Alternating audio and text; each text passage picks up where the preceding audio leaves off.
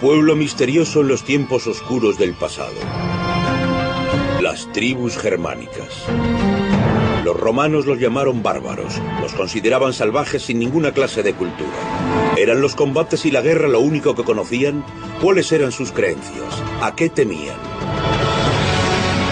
¿Cuál era su relación con Roma, la primera potencia mundial?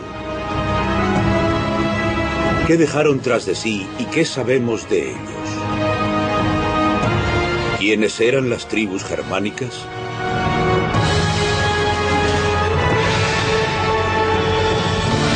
Las tribus germánicas.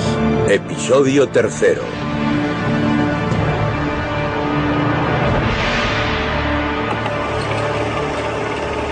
1929, sudoeste de Alemania. Cerca de la localidad de Burlingen se ha construido un nuevo tramo de ferrocarril. Los trabajadores habían recibido orden de ser cuidadosos. Se sospechaba que en el subsuelo había enterrado un cementerio germánico. Y efectivamente, en breve, los hombres tuvieron que interrumpir su trabajo. Se toparon con una sepultura y realizaron un espectacular descubrimiento. La punta de una lanza en la que aparecían impresas unas runas, los misteriosos caracteres utilizados por las tribus germánicas. ¿Quién grabó esos signos y cuál era su significado? No se sabe quién era el propietario de la lanza, porque las tribus germánicas no dejaron tras de sí testimonio de ninguna vida personal. Pero los descubrimientos arqueológicos y las fuentes históricas nos permiten hacernos una idea de cómo era la vida de un guerrero germánico en aquella época. Llamémosle Grifo. Esta podría ser su historia. Llevaba persiguiendo a mi presa varias horas y tenía la sensación de que no estaba ya muy lejos.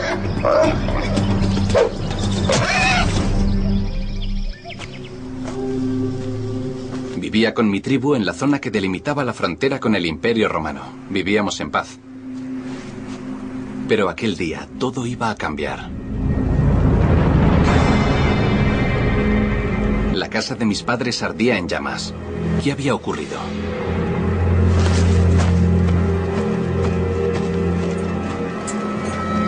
Un grupo de jinetes había atacado a mi tribu para vendernos como esclavos.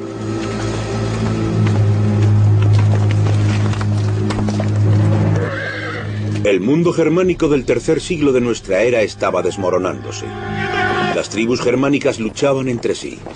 Los bandidos amenazaban la paz. Los jefes se rodeaban de jóvenes guerreros y les prometían riquezas y aventura. Suministraban armas a sus seguidores. Comerciaban con objetos robados y con esclavos.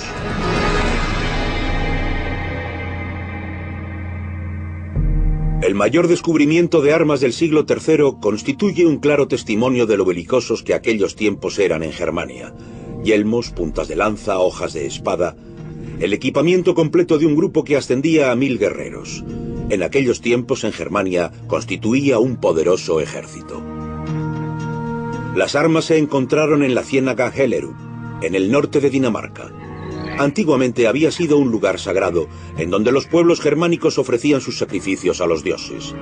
Hoy constituye un auténtico tesoro oculto para los arqueólogos. Las armas halladas en Hellerup permitieron por primera vez a los investigadores tener una imagen precisa de cómo era un ejército germánico del siglo III. Encontraron más de 15.000 piezas de equipamiento, desde una silla de montar hasta una hebilla de cinturón decorada. ¿Por qué acabaron tantas armas en esta ciénaga? ¿Y qué nos cuentan sobre sus propietarios? El arqueólogo Jürgen Ilkie ha estado intentando resolver ese misterio. Sospecha que el ejército fue derrotado y que los vencedores destruyeron las armas valiosas y se las ofrecieron a los dioses en sacrificio como muestra de gratitud. Jürgen Ilkie ha utilizado los objetos encontrados para reconstruir el sistema de organización de los guerreros. Si nos imaginamos un ejército de 1000 guerreros y nos fijamos detenidamente en su equipamiento, veremos con claridad que existía una jerarquía definida. Alguien debía estar al mando. De lo contrario, jamás habría sido posible dirigir a un ejército semejante en una guerra.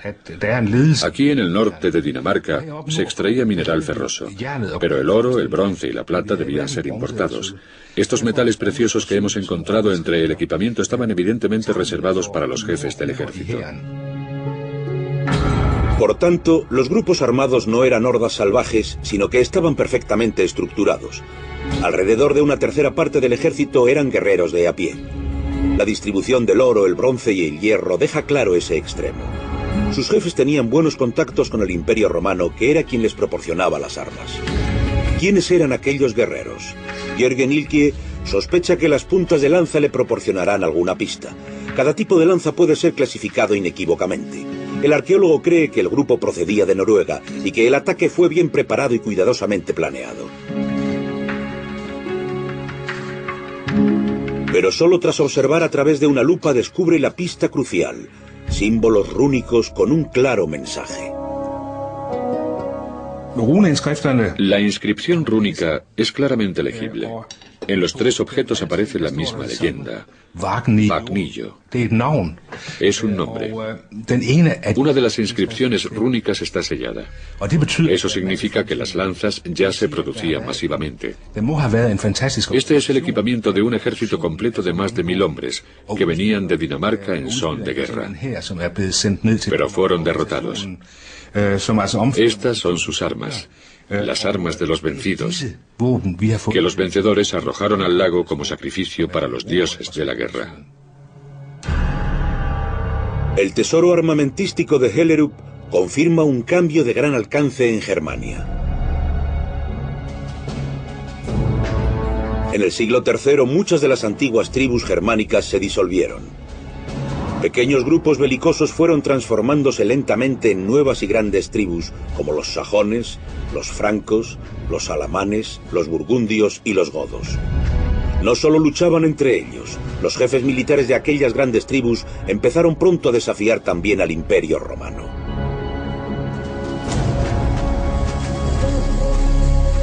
Los cazadores de cabezas seguían pisándome los talones. Pasaron horas y seguía corriendo. De pronto vi la frontera romana delante de mí. Aquí era donde nuestra tierra terminaba. ¿Pero qué tenía yo que perder? No tenía elección, debía arriesgarlo todo. Los comerciantes de esclavos no podrían seguirme más allá de la frontera.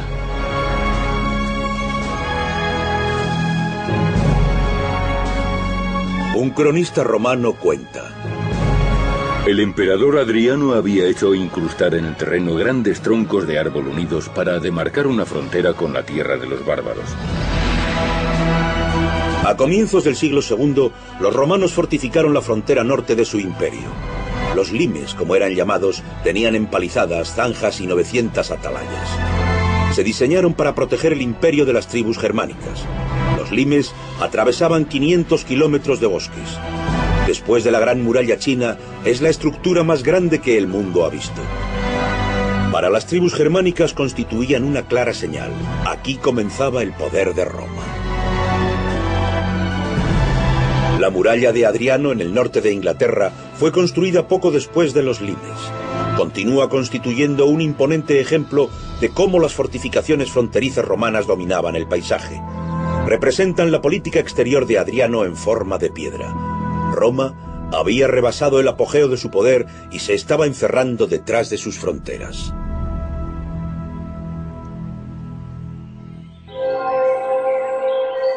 Los restos de los limes germánicos solo pueden observarse realizando una exhaustiva inspección.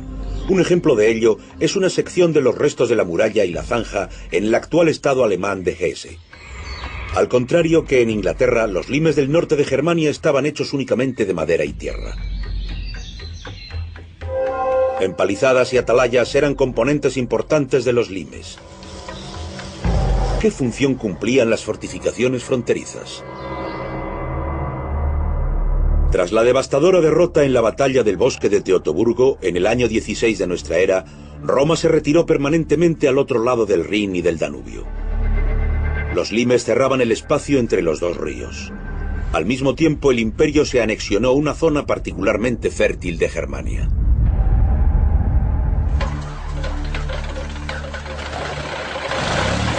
Pero solo unos leves vestigios del muro fronterizo de casi 2000 años de antigüedad pueden distinguirse en el terreno. Los arqueólogos esperan descubrir nuevas pistas mediante observaciones aéreas. Klaus Bergmann es especialista en arqueología aérea. Desde 300 metros de altitud, este experto es capaz de reconocer restos en el terreno, como sepulturas, cimientos y paredes, aunque posean miles de años de antigüedad. El arqueólogo está de suerte. Las condiciones lumínicas son favorables. Ha descubierto una señal que solo un experto es capaz de vislumbrar: una decoloración oscura en el terreno. Aquí es donde los limes estuvieron ubicados antiguamente. Y esas marcas, de un tono más claro, son los cimientos de 2 atalayas. El arqueólogo Egon Schallmayer ha estado examinando también el recorrido de los limes. Los investigadores de los limes están continuando una tarea que comenzó bajo los auspicios del gobierno alemán en 1892. El trabajo realizado por los primeros investigadores fue fundamental. Pero actualmente muchas asunciones deben ser revisadas. Hace 100 años, la gente pensaba que los limes eran una frontera para la guerra de desgaste, es decir, para la defensa militar contra los invasores, principalmente los invasores germánicos. Pero hoy sabemos más al respecto y podemos afirmar que los limes eran una barrera de control político-económico y de la población.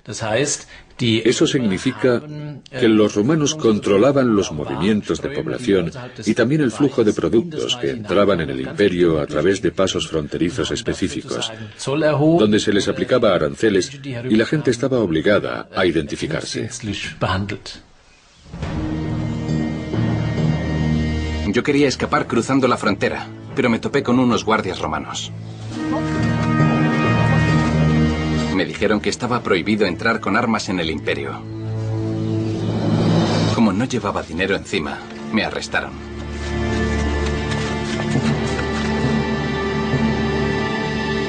Los germánicos que entraban ilegalmente en territorio romano eran tratados por los romanos como prisioneros de guerra.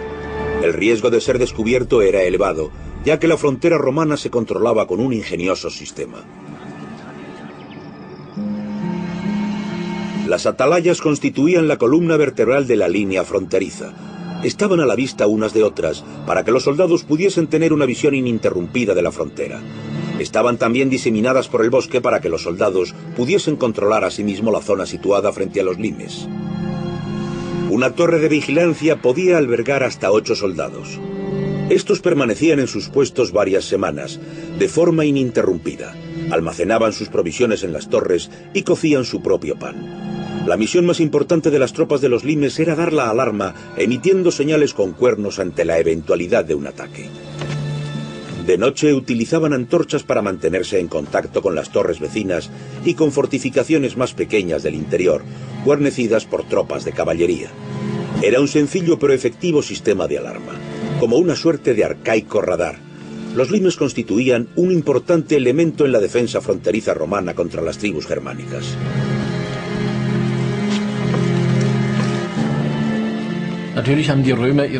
Por supuesto, los romanos situaban a sus tropas en la línea fronteriza. Desde allí controlaban la zona que se extendía varios kilómetros más allá de la muralla. Y si surgía alguna amenaza, se informaba a las tropas y eran capaces de reaccionar. Entonces cruzaban los limes, invadían el territorio enemigo e intentaban restaurar la paz. Y cuando un grupo de germanos cruzaba los limes, los guardias daban la señal de alarma. Tropas de intervención montadas, acuarteladas a una mayor distancia de los limes, interceptaban a los invasores. Si aún así las tribus germánicas conseguían adentrarse en el territorio y regresaban cargadas con grandes botines, el sistema de alarma romano volvía a dar el aviso a las tropas montadas. Estas interceptaban entonces a los invasores cuando intentaban cruzar de nuevo a Germania. La comisión alemana del Limes reconstruyó una de las fortificaciones o castillos guarnecidos por tropas montadas, el Saalburg, en Hesse. Aquí los jinetes estaban localizables día y noche, preparados para responder a cualquier ataque. Pero durante mucho tiempo en los Limes las batallas fueron una excepción. La norma era mantener un tráfico reducido y pacífico en la frontera. Hay evidencias arqueológicas que lo demuestran. Klaus Bergmann ha encontrado pruebas directas en los Limes. En esta fotografía aérea podemos ver perfectamente que los limes tenían una hendidura. Detrás de esa hendidura había una atalaya. Era un típico paso fronterizo de los limes. Podemos deducir que su cometido era el siguiente. Cuando un grupo de germánicos, por ejemplo comerciantes, intentaba entrar en el imperio, en la provincia romana, los soldados revisaban los artículos que transportaban y también les cobraban aranceles. Una vez concluido el procedimiento, se les permitía entrar y también vender sus productos en los mercados. Luego regresaban a Germania por el mismo paso fronterizo. Fuentes antiguas nos revelan vívidos ejemplos del pacífico tráfico fronterizo, como el comercio de ganado con los guardias en los limes. Un negocio del que sacaban provecho ambos bandos. Los soldados romanos necesitaban carne fresca y los pueblos germánicos estaban interesados en los artículos de lujo romanos.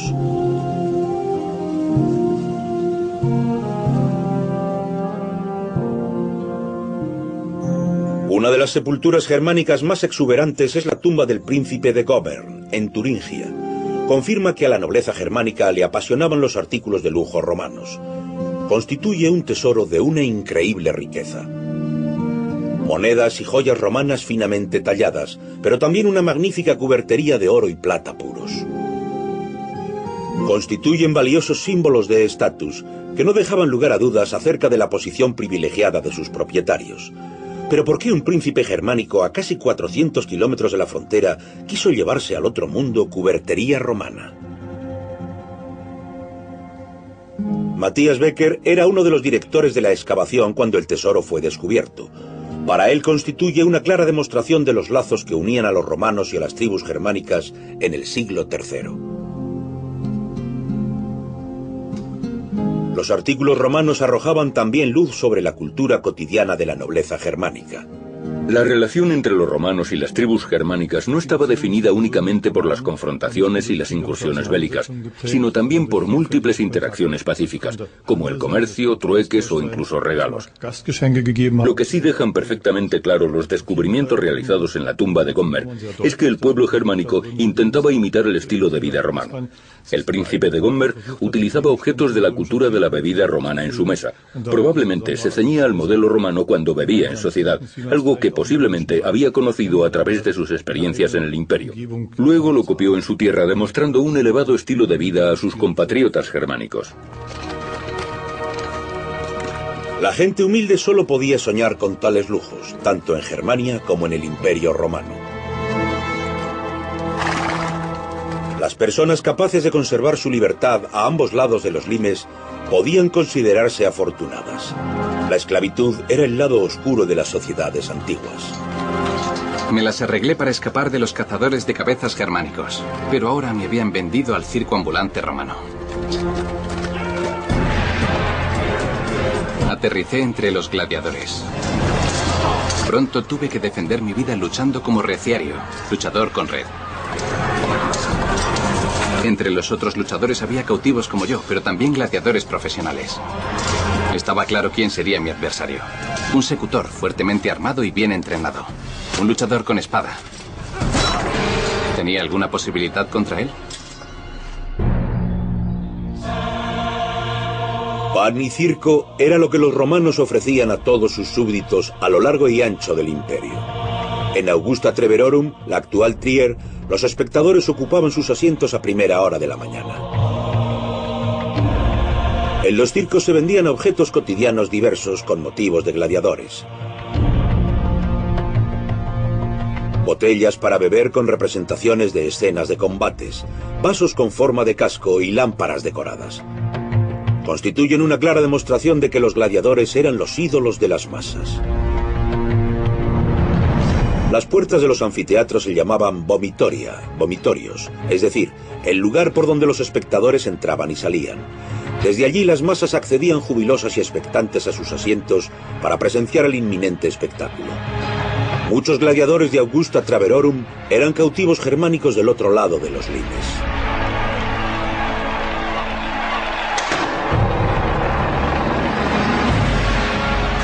El día de los juegos había llegado. ¿Cuál de nosotros abandonaría el circo con vida? ¿Quién no regresaría? la entrada de los gladiadores comenzaban los sangrientos juegos a vida o muerte con que los gobernantes romanos buscaban ganarse la simpatía del pueblo.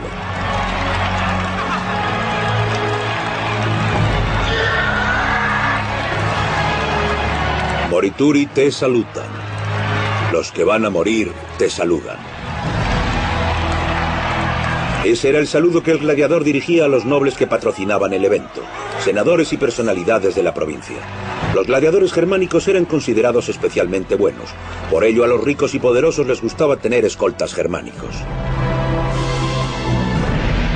Los escoltas germánicos fueron populares hasta la antigüedad tardía, particularmente entre los emperadores, ya que como extranjeros no estaban interesados en las intrigas internas ni en las conspiraciones de asesinato romanas. El biógrafo imperial Suetonio admiraba a los escoltas germánicos por ser la más leal de todas las unidades.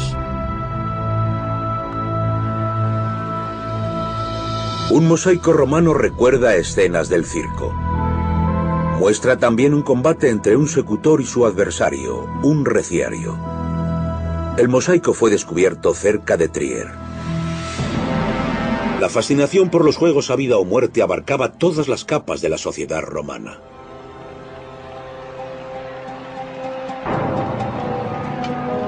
Estaba esperando mi turno.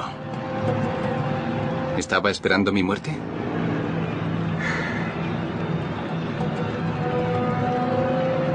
Oía el ruido del combate y a las frenéticas masas fuera.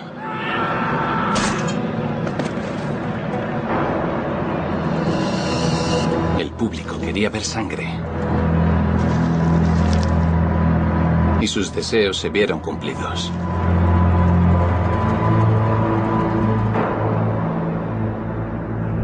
Los gladiadores esperaban en sus celdas a que llegase la hora de su combate. Su desesperación debía de ser inmensa. Una fuente hace referencia a 30 prisioneros de guerra germánicos de la tribu de los sajones. Se estrangularon unos a otros. El último superviviente se tragó una esponja. Se quitaban la vida para evitar el sangriento espectáculo en la arena. Pero los juegos continuaban con nuevos suministros de material humano.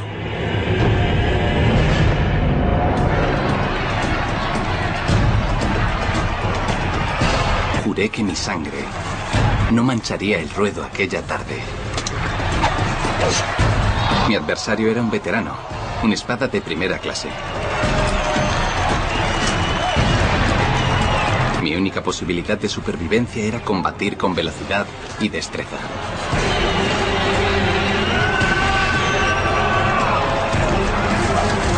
Prácticamente nadie se oponía a los combates de gladiadores. En Roma, el filósofo Séneca era la excepción. Es una pura masacre. No hay nada con lo que un gladiador pueda protegerse. ¿Y para qué habría de molestarse?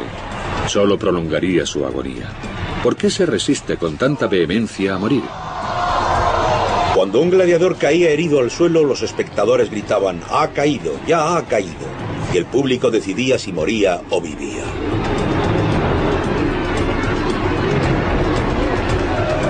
Yo estaba ya sentenciado, pero no me rendí. Veloz como un rayo, aproveché la ventaja del momento. Y Wotan me premió con la victoria.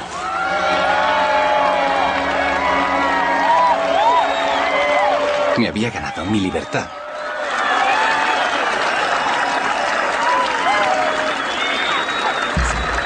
Una espada de madera era el premio para los gladiadores especialmente valerosos. Se les concedía la libertad.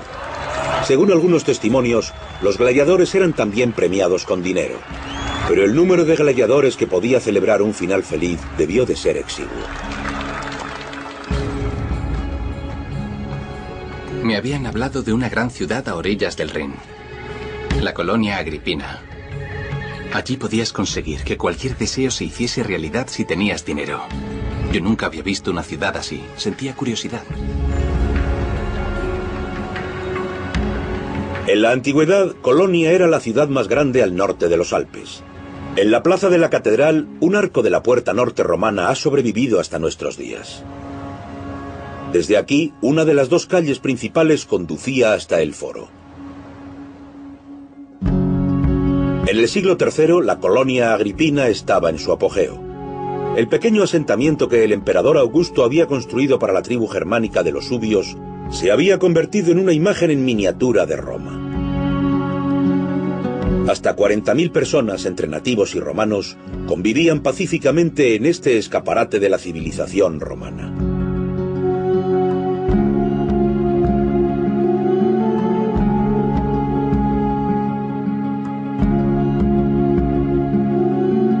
Los subios se habían convertido en ciudadanos incondicionales del Imperio Romano. Llevaban el cabello de acuerdo a la moda romana, hablaban latín y aspiraban a ocupar cargos romanos.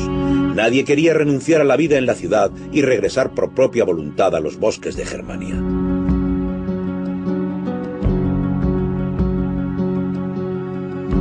En el año 50 de nuestra era, a la ciudad fundada por Augusto se le concedió el estatus de colonia. Fue bautizada como Colonia Claudia Ara Agrippinensium. Bisnieta del emperador Augusto, Agripina fue la fuerza impulsora de aquel movimiento. Sería injusto no mencionar que Colonia no existiría sin Agripina, al menos con ese nombre. Porque Agripina nació en aquella ciudad de los Subios. Y cuando se casó con su tío, el emperador Claudio, en el año 48 de nuestra era, quiso igualar a su esposo en su prestigio exterior. Claudio había nacido en Lyons, una colonia romana que también llevaba su nombre. Claudia formaba también parte del nombre de Lyons. Por ello, fue el deseo de Agripina que a su ciudad natal se la elevase al estatus de colonia y llevase su nombre. De ahí, Colonia Claudia Ara Agrippinensium. Y su particularidad más singular era que se trataba de la única colonia en todo el Imperio Romano que llevaba el nombre de una mujer. El imperio toleraba la fe y la cultura de los pueblos sometidos, una fórmula gracias a la cual la colonia agripina fue un éxito. A los subios se les permitió continuar venerando a su diosa madre, la matrona. Aquel culto llegaría incluso a ser adoptado por los romanos más tarde. En Colonia los arqueólogos han realizado excavaciones en el inmenso palacio del gobernador romano. El representante del emperador en la colonia a orillas del Rin residía en el Praetorium, que en aquel entonces era el centro del distrito gubernamental. Durante aquel periodo, un flujo constante de peticionarios, diplomáticos y correos imperiales llenaban las importantes estancias, pero el Praetorium poseía también un significado simbólico. Roma intentaba, en la medida de lo posible, mostrar su grandeza de una forma visual. Esa era también la función que desempeñaba el Praetorium, en particular a través de los 180 metros de fachada que ocupaba a orillas del Rin. No resulta difícil de imaginar la impresión que debían sentir las embajadas de las tribus germánicas ante la grandeza de un edificio tan colosal, cuando acudían a parlamentar con el gobernador. Y lo mismo debía suceder en el interior, cuya suntuosidad era sin duda pareja a la de su fachada exterior. Seguramente contaba con gran profusión de mármoles, mosaicos y todo tipo de lujos. Se trataba realmente de la encarnación del poderío de Roma al servicio de los extranjeros que entraban en el edificio. Tal demostración de poder parecía estar destinada principalmente a las tribus germánicas bárbaras del otro lado del Rin. Roma se veía a sí misma como portadora de la civilización. Un antiguo poeta lo expresaba así. Todas las ciudades del imperio brillan ahora con esplendor y grandeza. La palabra romanos se ha convertido en la encarnación de un solo pueblo. Todo el mundo acude a ellas como el que va a un mercado, cada uno esperando obtener lo que ha venido a buscar. Cuando llegué a la colonia agripina me detuve en una taberna. Unos soldados romanos estaban sentados a una mesa jugando a los dados para matar el tiempo. Los romanos debieron pensar que lo tendrían fácil con un germano como yo.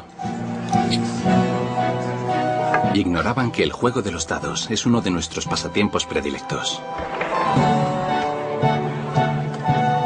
Tácito escribió: Los pueblos germánicos juegan a los dados completamente sobrios, como si estuviesen tratando un asunto muy serio. Ese día mi suerte parecía no tener fin. Gané una partida tras otra. Cuando los romanos perdieron todo su dinero, pusieron sobre la mesa lo único que les quedaba por apostar: unas piedras brillantes de color amarillo. Los legionarios las llamaban el oro de Germania. Pero también cayeron en mis manos.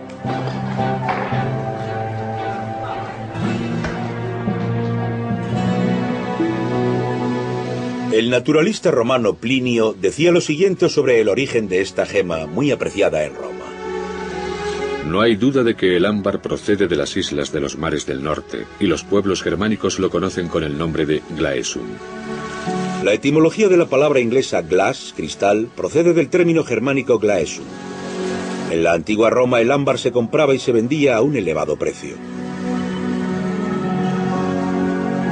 Después de ser procesado y pulido en los talleres romanos, el ámbar servía también de adorno a las mujeres germánicas acaudaladas, como la princesa de Hasleben. La moneda encontrada entre sus dientes atestigua su adopción de las creencias romanas. Era el tributo para el barquero Caronte, que debía ayudar al fallecido a cruzar la laguna Estigia hacia el Averno. En el siglo III, ser enterrado siguiendo las costumbres romanas era considerado un signo de riqueza y poder por la nobleza germánica. Colonia Agripina, la actual Colonia, era un importante centro de comercio de joyería de valor. Mientras buscaba un ámbar, vi que estaban también comerciando con esclavos. Me fijé en una joven que me agradó y sentí compasión por ella. El vendedor quería regatear conmigo como si estuviésemos en un mercado de ganado. Pero no vacilé mucho tiempo y le di la suma que me pedía.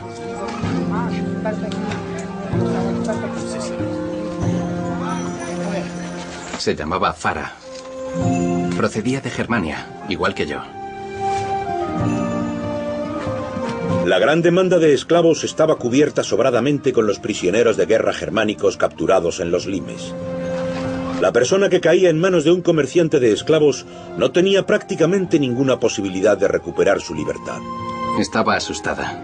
Sin embargo, cuando vio que mis intenciones eran buenas, comenzó a confiar en mí.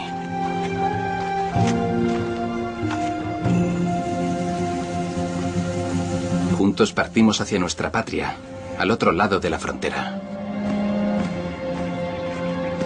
Caminamos durante muchos días, hasta que finalmente llegamos a la tierra de mis padres. De repente caímos en una emboscada. Nos vimos rodeados por un grupo de hombres. Pero eran jóvenes guerreros de mi clan. Los caminos del destino son misteriosos. Este inesperado reencuentro nos llenó de júbilo. Le conté a los jóvenes guerreros mis aventuras en el Imperio Romano al otro lado de los limes. Al igual que yo, habían conseguido escapar de los comerciantes de esclavos y ahora vivían en el bosque. Esa misma noche formamos un grupo juramentado, del que yo asumí el mando.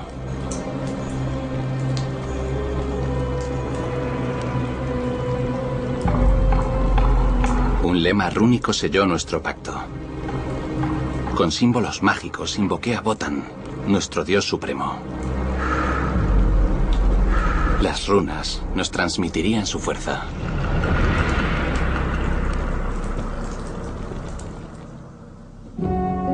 Las runas son caracteres escritos, pero están dotadas también de una significación religiosa. La lingüista Edith Marol lleva años intentando desentrañar los secretos de las runas. Los lingüistas no han sido capaces aún de descifrarlas. Algunas palabras han perdido su significado y nos resultan ininteligibles, mientras que otras pueden traducirse todavía 1700 años después. Un elemento crucial para descifrarlas lo constituyen las palabras que han perdurado en la lengua germana, ya que el alemán moderno se desarrolló primeramente a partir de la lengua de las tribus germánicas. Todas las palabras que aparecen en la banqueta siguen existiendo en la lengua alemana moderna. La palabra germánica escamela, que significa de pie, es similar a la palabra alemana Schemel. También la palabra alki se parece a la palabra alemana Elch. En inglés elk, alce, y skadi es muy similar a shaden, que quiere decir herido. La inscripción de la banqueta dice, por lo tanto, alce herido, refiriéndose a la caza de este animal. Las imágenes apoyan la escritura rúnica. Las que aparecen en los huesos suelen tener también un significado mágico. La palabra del antiguo alto alemán runa significa inscripción, pero también mensaje o secreto. Una runa se compone de 3 elementos gráficos: rama, gancho y vara. Los caracteres se escribían a menudo en madera de haya, Buche en alemán, que es precisamente de donde procede la palabra alemana Buchstabe, que significa letra. También aparecen runas talladas en este fragmento de cráneo provisto de un agujero. Servía de amuleto. ¿Qué dice su inscripción? ¿Creían los pueblos germánicos que podían curar las enfermedades por medio de las runas? Edith Marol consiguió descifrar y traducir la frase rúnica inscrita en el hueso. Ulf y Odín y el gran Tyr. El agujero contra el dolor ayuda, y el duende es derrotado. La inscripción que aparece en el fragmento del cráneo es sin duda un hechizo curativo. Y tratándose de un fragmento de cráneo, es probable que fuera un conjuro contra el dolor de cabeza. Es posible que el propósito fuera curar la jaqueca, intentando convencer al duende de que abandonase la cabeza a través del agujero. Sin embargo, el conjuro no se susurraba o se cantaba simplemente, sino que se plasmaba por escrito. Y no era para que pudiera ser recordado fácilmente, sino porque los pueblos germánicos atribuían a su escritura ciertos poderes. Creían que el conjuro, una vez escrito, era 2 o 3 veces más potente y efectivo. En la punta de lanza de la tumba de Burlingen aparecen grabadas también unas runas. Idori significa concédeme el poder y la gloria. Las runas tenían la facultad de fortalecer el deseo a la hora de obtener la ayuda de los dioses. El mundo germánico constaba de muchos dioses, pero ¿qué apariencia tenían para los pueblos germánicos estas grandes deidades? Hasta nosotros han llegado muy pocas imágenes. Los amuletos de oro llamados bracteates son el único vestigio llegado hasta nosotros que representa a los dioses germánicos. Un jinete yendo a la guerra. A lomos de su cabalgadura hay una figura que esgrime una lanza. Se trata de Wotan, el divino otorgador de la victoria. Él aseguraba que el jinete portador de la lanza se alzase victorioso sobre sus enemigos. Los bracteates describen el mundo de los dioses con un lenguaje gráfico cargado de misterio. El significado de estas representaciones nos resulta bastante enigmático. Alexandra Pesch lleva tiempo intentando descifrar estas imágenes. El hecho más sorprendente es que todos los pueblos germánicos cuentan las mismas aventuras y leyendas de Wotan, desde Escandinavia hasta el Rin. Las leyendas divinas se transmitían únicamente de forma oral, hasta que a principios de la Edad Media aparecieron los primeros testimonios por escrito. Se trata de imágenes que ilustran escenas clave de la religión germánica. Para poder interpretar dichas imágenes, necesitamos conocer el contexto, los antecedentes históricos en los que se basan. Es como intentar descifrar el significado de la cruz cristiana sin conocer la historia que hay detrás de ella. Sería imposible. Así que debemos buscar los antecedentes históricos para poder reconstruirlos. Dado que las tribus germánicas no dejaron ningún documento escrito, tenemos que recurrir a historias paralelas extraídas de otro contexto. Y esa tradición paralela la encontramos en el segundo encantamiento de Merseburg. El manuscrito cuenta la historia de la curación de un caballo. Fol y Wotan fueron al bosque. El caballo de Balder se torció una pata. Entonces Wotan recitó los conjuros que sabía. Si los huesos, si la sangre, si los miembros se tuercen, hueso con hueso, sangre con sangre, miembro con miembro, que todos queden unidos. Y en efecto, este tema se puede contemplar en la forma estilizada de este amuleto de oro. Wotan está sanando con su danza a un caballo herido. Se han encontrado más de 900 amuletos desde Noruega hasta el Danubio, y una y otra vez se repiten los mismos temas. ¿Compartían las tribus germánicas un mismo culto uniforme? Hasta ahora habíamos dado por hecho que se trataba de pequeños grupos aglutinados en torno a sus respectivos líderes. En ese caso hubiese sido de esperar que cada uno de dichos grupos desarrollase su propio lenguaje gráfico, al igual que su propio lenguaje escrito. Sin embargo, hasta nosotros solo ha llegado un único lenguaje gráfico y una única escritura rúnica, comunes a todas ellas. En este sentido, podría decirse que las tribus germánicas empleaban un único diseño corporativo para representarse a sí mismas y para distinguirse de las culturas de sus vecinos. Se trata de una revelación sorprendente.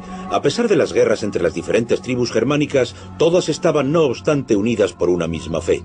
Una de las pruebas que demuestra lo fuertemente enraizados que estaban los dioses en las creencias de todos los pueblos germánicos, la podemos encontrar en los nombres de los días de la semana que aún conservan los anglosajones. La diosa Freya les dio el viernes, Friday, Thor el jueves, Thursday, y Wotan el miércoles, Wednesday. Concédeme el poder y la gloria. Con la bendición de Wotan, estábamos ansiosos por hacernos con un rápido botín. Les mostré a mis hombres la última pieza de oro que me quedaba. Y les conté la riqueza inconmensurable que nos esperaba en el Imperio Romano. Pero para ello teníamos que cruzar los limes furtivamente.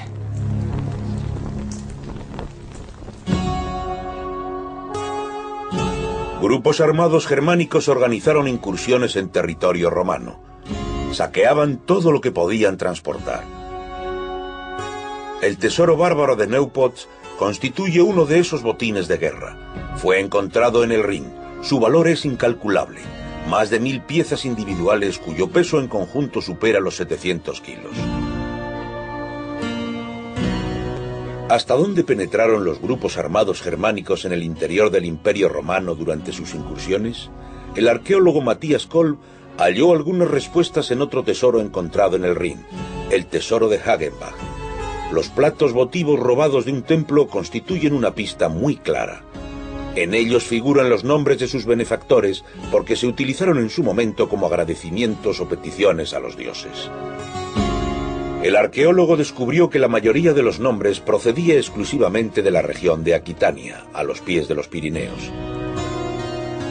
Eso implica que las tribus germánicas se adentraron desde los limes más de 2000 kilómetros en territorio del Imperio Romano en sus incursiones.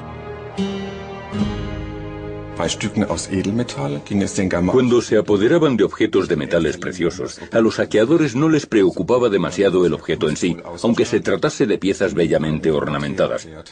Lo único que les interesaba era el valor material del artículo. Este plato constituye un claro ejemplo. Como se puede ver, está partido en dos. Eso quiere decir que dos germanos se dividieron el objeto a partes iguales. Lo hicieron antes de cruzar el Rin. Y el hecho más curioso acerca de este plato no es el propio hallazgo de ambas piezas, sino el hecho de que fuesen encontradas a 80 metros de distancia en una laguna de gravera. Los saqueadores tuvieron que utilizar al menos 2 balsas para cruzar su botín al otro lado del Rin. Puede que las balsas volcaran o puede que fuesen hundidas por barcos de patrulla romanos. Las incursiones en el imperio eran empresas muy arriesgadas para los germanos. Sin embargo, la tentación que suponía la civilización romana les hacía olvidar los peligros. El botín que nos interesaba se encontraba al otro lado de la frontera, en el Imperio Romano. Pero no sabíamos si podríamos cruzar los limes. No había ningún soldado romano a la vista. ¿Era una trampa? No queríamos arriesgarnos, así que inspeccionamos el terreno.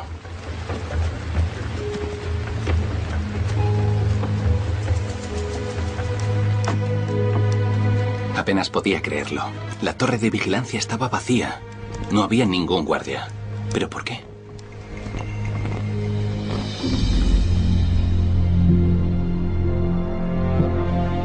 Durante mucho tiempo los historiadores creyeron que los limes habían sido traspasados por las tribus germánicas tras un ataque a gran escala, pero hoy sabemos que la causa fue bien distinta. En el año 260 de nuestra era, Valerio, el emperador romano, fue capturado por los persas. Este hecho constituyó la primera catástrofe de una larga serie de acontecimientos desgraciados que sacudieron el imperio. Las tropas de la frontera recibieron la orden de retirarse. El imperio se enfrentaba a la mayor crisis que había conocido hasta entonces y se requerían sus servicios en otra parte. Una guerra civil se había declarado en torno al trono vacante del emperador. Roma tomó una decisión drástica en los limes. En el año 260 de nuestra era, los soldados abandonaron la frontera con Germania. Roma se retiró detrás del Rin y del Danubio. Los alamanes entraron sin oposición en el territorio ahora despejado, situado al otro lado de los limes. El imperio decidió cerrarse sobre sí mismo en una nueva frontera detrás de los ríos. Al despuntar el alba, vimos ante nosotros un objetivo apetecible. Una finca romana. Pero alguien se nos había adelantado.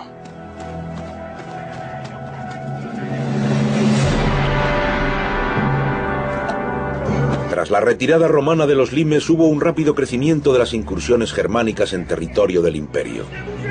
Este hecho está documentado por numerosos signos de destrucción que datan de aquella época. Los principales objetivos de las incursiones germánicas eran las ricas haciendas romanas. ¿Qué destino cupo a las familias allí establecidas? Sin la protección de los soldados fronterizos, se encontraban a merced de cualquier atacante. Los arqueólogos siguen haciendo terribles descubrimientos que datan del siglo III. Esqueletos y calaveras con signos extremos de violencia.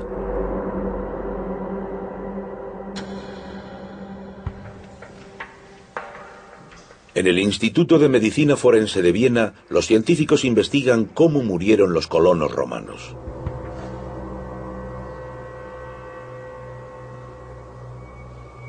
El científico forense Christian Reiter recibió varias calaveras romanas de la época de los ataques germánicos para su posterior estudio. Está intentando averiguar qué ocurrió entre los invasores germánicos y los colonos después de que las tropas abandonasen los limes. En la calavera de este niño se puede apreciar una fractura en la región frontal temporal. Fue causada probablemente con un objeto contundente, como por ejemplo un garrote. Este hallazgo es perfectamente comparable con uno de los especímenes de nuestro museo, que muestra una hendidura en la región parietal izquierda, hecha con este garrote.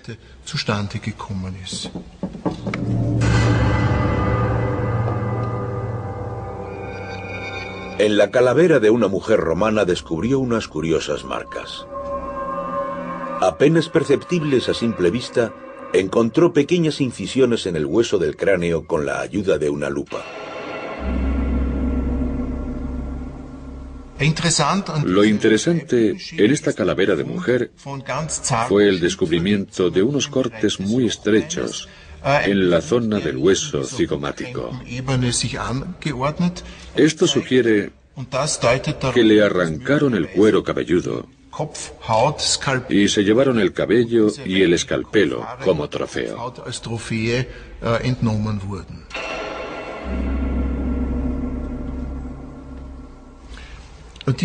Esta calavera de hombre muestra dos señales de violencia en la región temporal derecha y en la izquierda. Ambas tienen forma de V. Discurren hacia la parte exterior de la frente y fueron causadas por un objeto similar a una espada. Se puede apreciar la profunda incisión en el hueso. La espada golpeó una vez aquí y otra vez aquí. Esto también indica que el individuo apenas pudo variar de posición. Probablemente el sujeto se encontraba tendido de espaldas y fue asesinado con dos mandobles certeros de la espada.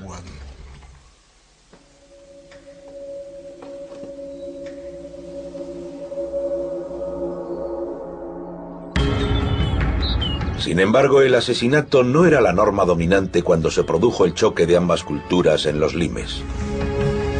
La mayoría de los germanos no quería destruir el mundo romano, solo pretendía vivir en él, no como subordinados y menos aún como esclavos, sino como guerreros libres.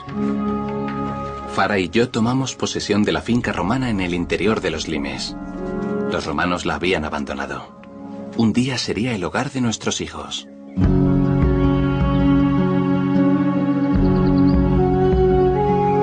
El abandono de los limes supuso el fin de la hegemonía romana sobre la orilla derecha del Rin. Las tierras fértiles situadas entre el Rin y el Danubio volvieron a caer en poder de los germánicos. Los colonos romanos se enfrentaban a un dilema: llegar a un acuerdo con los alamanes o abandonar sus propiedades para siempre.